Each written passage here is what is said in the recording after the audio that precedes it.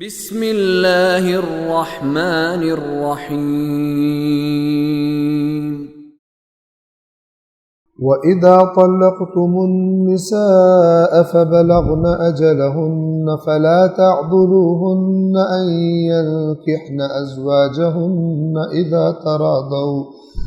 إِذَا تَرَاضَوْا بَيْنَهُم بِالْمَعْرُوفِ ذَلِكَ يُوعَظُ بِهِ مَن كَانَ مِنكُمْ يُؤْمِنُ بِاللَّهِ وَالْيَوْمِ الْآخِرِ ذَلِكُمْ أَزْكَى لَكُمْ وَأَطْهَرُ وَاللَّهُ يَعْلَمُ وَأَنْتُمْ لَا تَعْلَمُونَ وَالْوَالِدَاتُ يُرْضِعْنَ أَوْلَادَهُنَّ حَوْلَيْنِ كَامِلَيْنِ لِمَنْ أَرَادَ أَنْ يُتِمَّ الرَّضَاعَةَ وَعَلَى الْمَوْلُودِ لَهُ رِزْقُهُنَّ وَكِسْوَتُهُنَّ بِالْمَعْرُوفِ لَا تُكَلَّفُ نَفْسٌ إِلَّا وُسْعَهَا لا تضار والدة بولدها ولا مولود له بولده وعلى الوارث مثل ذلك فإن أرادا فصالا عن تراض منهما وتشاور فلا جناح عليهما وإن أردتم أن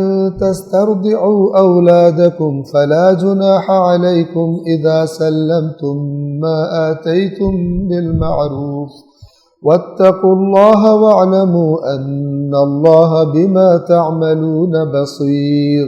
لہذا فرمایا ذالکم ازکا لکم واطہر، یہ بات تمہارے لیے ازکا تزکیے سے ہے، بہت زیادہ پاکیزگی والی ہے۔ واطہر، ہم اطہر کا بھی ترجمہ پاکیزگی کرتے ہیں، آپ یوں سمجھیں کہ تاکید ہے یہ، کیونکہ اطہر کا معنی پاک ہے، ازکا کا بیسک معنی پاک نہیں ہوتا، زکا کا بیسک معنی ہوتا، اصل معنی ہوتا ہے کسی چیز کا گروتھ کرنا، ٹھیک ہے۔ فصل جب اگتی ہے اس کے لیے عرب یہ لفظ استعمال کرتے ہیں، زکا الزرع، یعنی کھیتی اگ رہی ہے، بڑھ رہی ہے۔ اور کیا چیز رکاوٹ ہوتی ہے؟ کھیتی صحیح طرح نہیں اگتی جب اس کے اندر جڑی بوٹیاں پیدا ہو جائیں، جڑی بوٹیاں دوسری پیدا ہو جائیں اور وہ پھر پودوں کو صحیح طرح اچھے طریقے سے نہیں اگتے ہیں، لیکن جیسے اگنا چاہیے تھا ویسے نہیں اگتے۔ تو اگر وہ آپ چاہتے ہیں کہ وہ کھیتی صحیح طرح سے اگے تو وہ جڑی بوٹیاں، ہر وہ چیز جو اس کی گروتھ میں رکاوٹ ہے اس کو آپ ہٹا دیں گے، ان جڑی بوٹیوں سے آپ پاک کر دیں گے، ٹھیک ہے، اور وہ گروتھ کرے گی۔ اس طرح رکاوٹیں ہٹا دینا کہ جس چیز نے گروتھ کرنی، اگنا ہے، وہ صحیح طرح سے اگ سکے، رشد کر سکے، ترقی کر سکے، اس کو تزکیہ کہتے ہیں۔ یعنی اگر تو وہ پہلے سے تم نے ان کو روک لیا، شادی کرنے سے روک لیا، رکاوٹ بن گئے، خرابی ہوگی۔ وہ جو ان کی شخصیت نے، مثلا جو ایک اللہ چاہتا ہے کہ انسان اپنے آپ کو کامل کرے اچھی صفات سے، وہ نہیں ہوگی، وہ گروتھ، وہ رشد، وہ ترقی نہیں ہو سکے گی، گناہوں میں ملوث ہو جائیں گے۔ اور وَأَطْهَرْ، اور یہ تمہارے لیے پاک کی، وہ نجاست ہے، بدکاریوں میں چلے جانا، گناہوں میں چلے جانا نجاست ہے۔ واللہ یعلم وانتم لا تعلمون، زیادہ سمجھدار نہ بنو، اللہ سے زیادہ سمجھدار نہ بنو، جو اللہ کہہ رہا ہے وہ کرو۔ واللہ یعلم، اللہ کو علم ہے، وانتم لا تعلمون، اور تمہیں علم نہیں ہے۔ نہیں جی ہماری بچی کو تو کوئی مسئلہ ہی نہیں ہے، پتہ چلا بچی بھاگ گئی۔ بعض اوقات متعدد ایسا دیکھنے میں آتا ہے کہ جناب وہ نہیں کر رہے تو نہیں کر رہے، اور کیا پوچھو تو مشورہ دو کہ یار آپ شادی کروا دو، ان کی شادی کی ایج ہے۔ نہیں کوئی مسئلہ ہی نہیں ہے، ماشاءاللہ بڑے وہ نیک ہے، فلان ہے۔ کچھ عرصے بعد پتہ چلتا ہے کہ بھاگ گئی کسی کے ساتھ۔ اب وہ جو کہہ رہے تھے نیک ہے، کسی کو منہ بھی نہیں دکھا سکتے، کیوں؟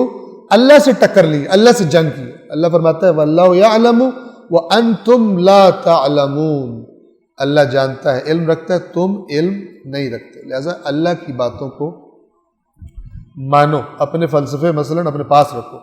والوالدات یرضعن اولادہن حولین کاملین، اور مائیں اپنے بچوں کو پورے 2 سال دودھ پلائیں، لمن اراد ان یتم الرضاعہ، یہ اس کے لیے ہے کہ جو پوری مدت دودھ پلوانا چاہتے ہیں۔ یعنی ایک بچے کے ماں کا دودھ پینے کی جو قرآن مجید کی نگاہ سے کامل مدت ہے وہ کتنی ہے؟ پورے 2 سال، یعنی بچہ جب 2 سال کا ہو جائے تب دودھ چھڑوا دو۔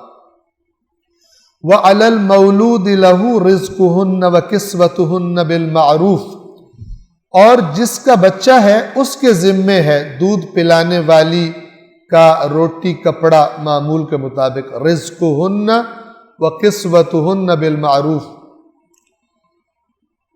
جس کا بیٹا ہے اس کے ذمے ہے رزق اور کپڑا، کس کا؟ جو دودھ پلا رہی ہے، بالمعروف۔ بالمعروف کیا ہے؟ یعنی اگر مالدار ہو تو زیادہ دے دو، اگر کم والے ہیں تو مثلا کم دو، لیکن اتنا دو کہ لوگ کہیں کہ جی یہ جائز مناسب۔ یہ اردو میں مطلب استعمال کرتے ہیں، یار کوئی جائز، آپ دکان پہ چیز خریدنے جائیں اور وہ اتنی زیادہ قیمت بتائے، آپ کیا کہتے ہیں؟ خدا کا خوف کرو یار، جائز مناسب کرو۔ یہ جائز مناسب بالمعروف ہے، بالمعروف یعنی تم بہت ہی زیادہ وہ کر رہے ہو۔ اب یہاں پر یہ لفظ آ گیا ہے تو میں ایک بڑے مرض کا علاج بھی تھوڑا سا اس کی طرف بھی اشارہ کر دوں۔ دیکھیں کیا کہا جا رہا ہے، وَعَلَى الْمَوْلُودِ لَهُ رِزْقُهُنَّ، جس کا بیٹا یا بیٹی ہے اس کے ذمے ہے ان کا رزق، جو دودھ پلا رہی۔ اس کا مطلب کیا کہ یہ رازق ہو جائے گا؟ اس کا مطلب یہ ہے کہ یہ رازق ہے، رازق نہیں کہیں گے اس کو، توجہ فرما رہے ہیں؟ حالانکہ قرآن کہہ رہا ہے کہ اس کا رزق، لیکن ہمیں معلوم ہے کہ یہ جو قرآن کہہ رہا ہے ان کا دودھ پلانے والی کا رزق، جس کی اولاد ہے جس مرد کی، اس کے ذمے ہے، یعنی کیا؟ یعنی اس کا خرچہ دے، نہ یہ کہ اللہ کے مقابلے پہ رازق بن جائے۔ توجہ فرما رہے ہیں؟ اس قسم کی بعض جگہوں پر، جیسے قرآن مجید میں حضرت سورہ یوسف میں حضرت یوسف نے فرمایا کہ اپنے رب سے میرا تذکرہ کرنا، کیوں؟ کیونکہ وہ جو جس سے بات ہو رہی تھی اس کے عقیدے کے، وہ اپنے عقیدے میں ان کو رب سمجھتے تھے، اپنے بادشاہوں کو، لیکن جو حضرت یوسف نے خود بات کی وہیں پر موجود ہے کہ بہت سارے رب بہتر ہیں یا ایک اللہ جو واحد اور قہار ہے۔ اب حضرت یوسف کی یہ والی بات نہیں پڑھیں گے، لیکن لوگوں کو گمراہ کرنے کے لیے کہ قرآن میں تو لکھا ہے وہ رب، تو لوگوں کو گمراہ کرنے کے لیے وہ آیت پڑھیں گے جو حضرت یوسف اس کے اعتقاد کے مطابق بات کر رہے ہیں۔ لیکن جو حضرت یوسف خود کہہ رہے ہیں، اپنا عقیدہ بتا رہے ہیں کہ ارباب متفرقون خیر ام اللہ الواحد القہار، کہ اے میرے قیدی ساتھیوں بتاؤ بہت سارے متفرق متعدد رب بہتر ہیں یا ایک اللہ جو واحد اور قہار ہے؟ تو یہ والے لوگ کہیں گے نہیں جی کئی رب بہتر، جو آج کل یہ تبلیغات کرتے ہیں۔ صلوات پڑھیے محمد و آل محمد۔ ابھی آ جائے گا انشاءاللہ کچھ دنوں کے بعد سورہ آل عمران میں کہ اللہ کے علاوہ جو کسی کو رب بنائے وہ کافر ہے، کفر ہے۔ نہیں پڑھتے قرآن، اس لیے یہ موجے کرتے پھر رہے۔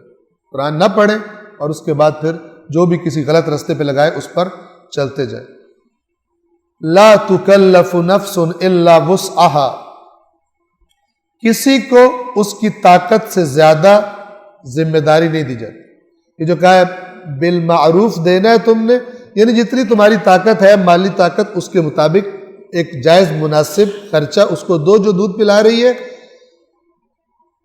لیکن اور آگے اوور آل فارمولہ بتایا کہ کسی پر اس کی گنجائش سے زیادہ بوجھ نہیں ڈالا جاتا۔ لا تضار والدۃ بولدها ولا مولود له بولده، بچے کی وجہ سے نہ ماں کو تکلیف میں ڈالا جائے اور نہ باپ کو اس بچے کی وجہ سے کوئی ضرر پہنچایا جائے۔ یعنی اگر مثلا ماں کہے کہ مجھے خرچ چاہیے، باپ کہے کہ کیسی ماں ہو، اگر وہ دودھ پلانے کا خرچ مثلا مانگے تو دینا ہوگا اس کو۔ اسی طرح مثلا ماں اس کے باپ سے کہے کہ میں دودھ تو پلاؤں گی لیکن 5 لاکھ روپیہ مہینے کا لوں گی، مثلا عرض کریں اس کی بہت زیادہ ڈیمانڈ کر۔ اللہ تعالیٰ کہہ رہے ہیں کہ سب کام بالمعروف ہونے چاہیے، جائز مناسب اگر یہ ہونے ہیں ٹھیک ہے، اور نہ جو والد ہے نہ اس کو تکلیف میں ڈالا جائے، نہ جو دودھ پلانے والی ہے والدہ ہے نہ اس کو تکلیف میں ڈالا جائے اگر وہ کوئی مطالبہ کر دی۔ وَعَلَى الْوَارِثِ مِثْلُ ذَلِكَ، اور اسی طرح کی ذمہ داری وارث پر بھی ہے۔ یعنی جس کی اولاد وہ چھوٹا بچہ دودھ پینے والا وہ اس کا باپ فوت ہو گیا، اب جو ورثاء ہیں ان کی ذمہ داری ہے، اس کی جائیداد میں جو وارث بنے ان کی ذمہ داری ہے کہ وہ یہ خرچ ادا کرے۔